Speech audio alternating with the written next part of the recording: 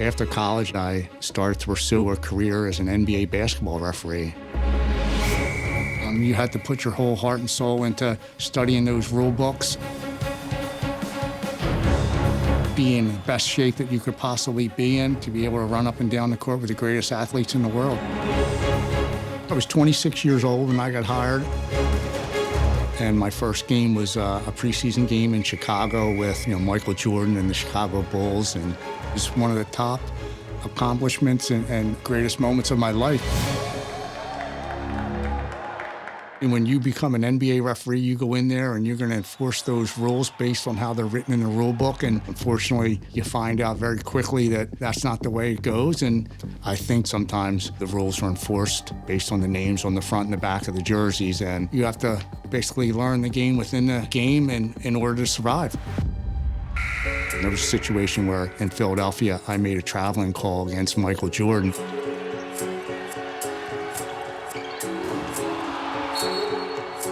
20,000 people booed me, and it was a particular spin move that they wanted called against players in the NBA that year.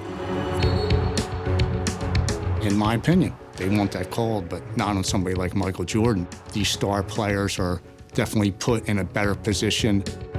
I think the NBA was influencing games.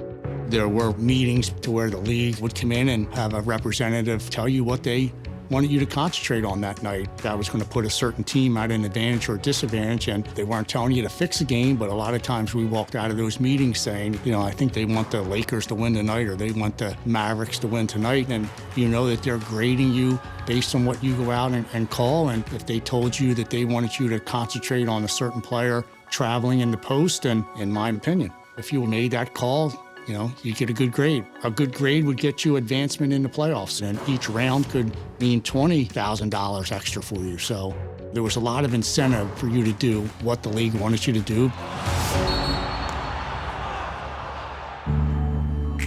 I was over at the country club, and a buddy of mine just said, hey, who do you think's going to win these NBA games? I knew who was refereeing the games, and I knew teams had advantages and disadvantages based on what we discussed in that morning meeting, and I rattled off 3 games to the guy.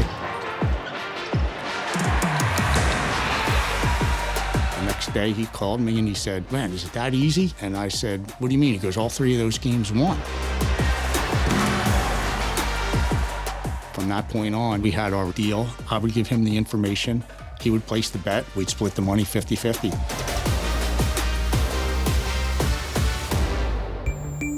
When you sign a contract as an NBA referee, it's in there that says you can't place a bet of any kind. It was something that really none of us followed. A lot of us went to the casinos. A lot of us gambled on the golf course.